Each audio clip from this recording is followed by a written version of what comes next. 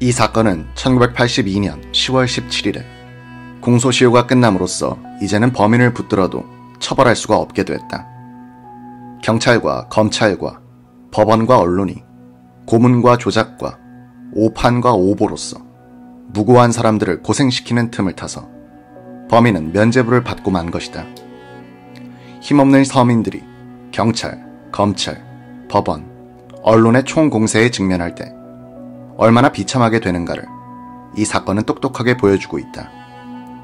제도의 범죄는 처벌되지 않고 개인의 피해는 회복될 수 없음을 고문 후유증으로 40대에 요절한 김기철 씨는 폐인이 된 그의 몸과 정신으로 입증하였다. 이 기사는 1981년부터 1982년에 걸쳐 월간 마당에 쓴 것이다.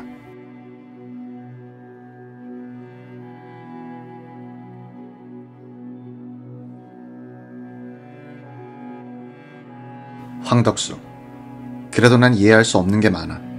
넌 그때 이런 말을 했지.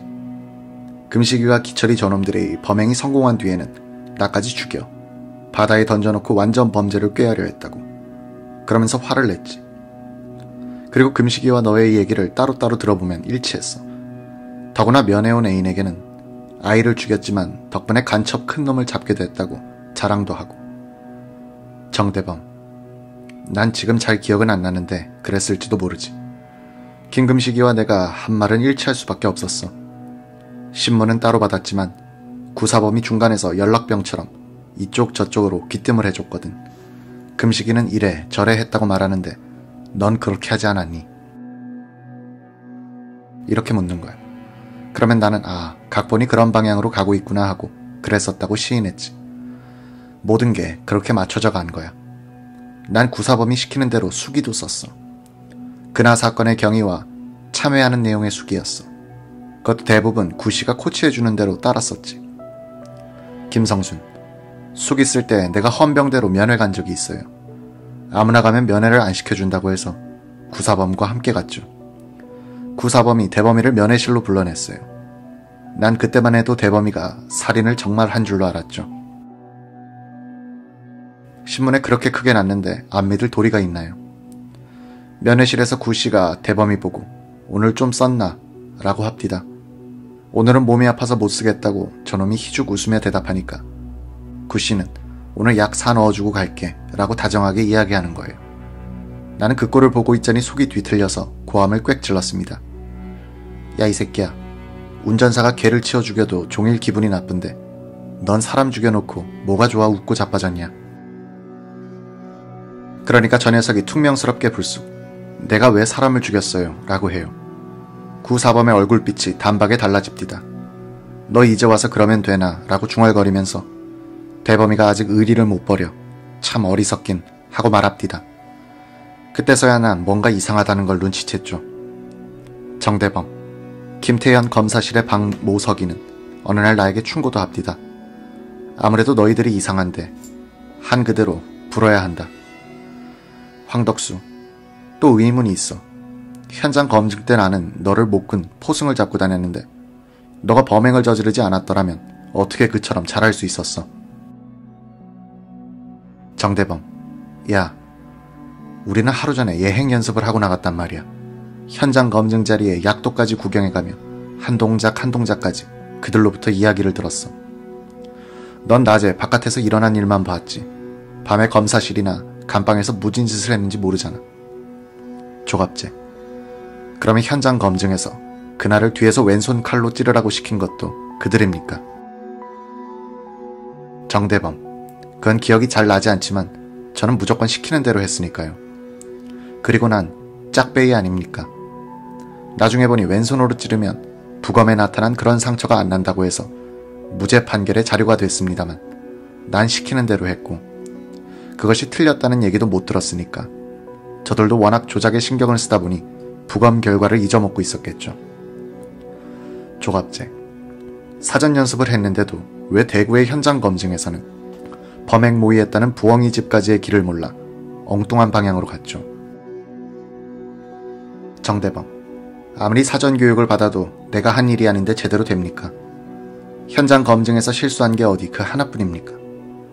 박영태 씨 집을 못 찾아 머뭇거리면 옆에서 구사범이 슬쩍슬쩍 코치를 해줬고, 모의했다는 방이나 그곳에서 내가 앉았다는 자리를 잘못 짚으면 구영근이가 옆에서 친절하게 바로 잡아주었습니다. 전 현장 검증이 모두 우습기만 했습니다. 완전한 연극이었어요. 내가 서둘러 연기를 잘해 보인 것도 그런 고역을 빨리빨리 끝내고 싶은 마음에서였죠.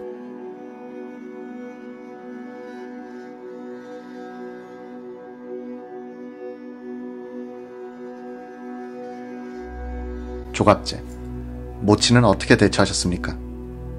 김성순, 변호사를 선임했는데 변호사 말씀이 지금은 대범이가 푹 삼기어 있으니까 아무 소용이 없다. 공판이 시작되면 그때부터 깨고 들어가겠다고 합디다. 나는 구사범의 약점을 잡으려고 일부러 그를 만나 음식 대접, 술 대접 해주며 친해지려고 했죠.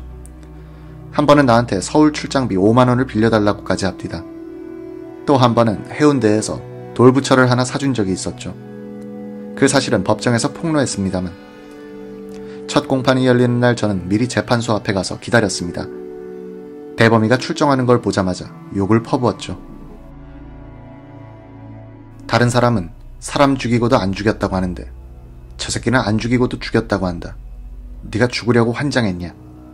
야, 이 등신 바보 새끼야. 조갑제, 그래서 그날부터 범행을 부인하기 시작한 겁니까? 정대범, 그 전부터 생각이 달라지기 시작합니다. 감방 동료들도 너 죽을 짓을 왜 하느냐고 충고를 했고요. 나도 곰곰 생각해보니 이래선 안 되겠다는 계산이 생기기 시작했죠. 재판 시작 전에는 변호사와는 만난 적도 없어요. 다만 구사범은 변호사 말을 들으면 너는 죽게 된다고 겁을 주더군요.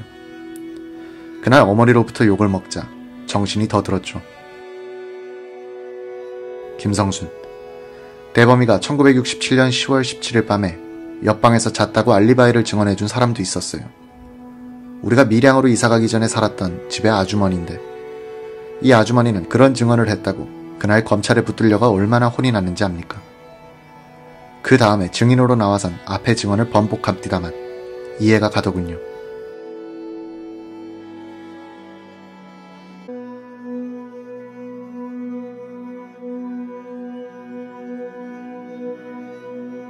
조갑제, 사형 선고를 받으니까 기분이 어땠어요?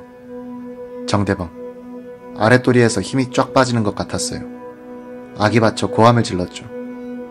귀신이 되어서라도 너희들 뜯어먹겠다고. 김성순, 나도 오냐 3심까지 가자고 응원 고함을 질렀죠. 조갑제, 군 형무소에 가셨겠군요. 정대범, 사형수들과 같은 감방을 썼습니다. 그들은 내 이야기를 들어보더니 넌 살아나간다면서 위로를 하더군요. 그 감방에는 안동의 극장 앞에 수류탄을 던져 많은 사람들을 죽게 한 신모 하사와 두 동료를 죽이고 형무소에 들어왔다가 형무소 안에서 또 다른 사람을 죽인 오모 씨도 있었는데, 생을 포기해서 그런지 사람들이 그렇게 좋을 수가 없었어요. 신 하사는 변심한 애인이 면회를 오자 죽인다면서 쇠붙이까지 품고 간 사람인데, 사형을 당하기 며칠 전에는 무슨 예감을 느꼈는지 비누 등 사물들을 우리에게 나눠주고 오락회를 열고는 노래를 실컷 부르는 거였습니다. 저는 2심에서도 사형 선고를 받았지만 양심에 부끄러움이 없기에 마음은 편했고 오판으로 죽을지 모른다는 불안은 별로 없었습니다. 김성순, 야, 너는 편했는지 모르지만 집안은 콩가루가 됐단 말이다. 대범이 외할머니와 저는 밀양에서 바로 이곳으로 이사를 해야 했습니다. 살인범의 가족이라는 눈총 때문에 도무지 바깥 출입을 할 수가 없었어요. 그래서 야간 도주하다시피 이곳으로 달려왔죠. 그때는 지금 시세로 200만원짜리 집을 살 수 있는 돈은 갖고 있었지만 여기서 무허가 건물을 하나 짓고 남은 돈으로 대범이의 옥바라지를 하다가 다 날려보냈습니다. 저는 블록을 이고 나르는 일을 하며 생계를 이어나갔습니다. 블록 한 개를 평지에서 언덕 위에까지 날라다 주면 1원을 받았죠. 육체노동의 경험이 없는 나는 2개만 이고 걸어가도 땀이 비오듯 했는데 5개까지 나르는 아주머니들도 있었죠.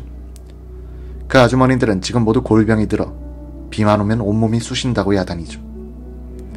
대범이 외할머니는 저를 대신해서 어린 대범이를 키웠기 때문에 각별히 정이 들었어요. 대범이가 저렇게 되니 매일 울기만 하는 거예요. 그러다가 시름시름 앓다가 대범이가 무죄 확정 판결을 받은 며칠 뒤 회갑을 몇 달 앞두고 돌아가셨습니다. 대범이 동생도 형이 저렇게 됐는데 나 혼자 살아 뭘 하느냐고 술만 퍼마시고 온 집단이 제정신이 아니었죠.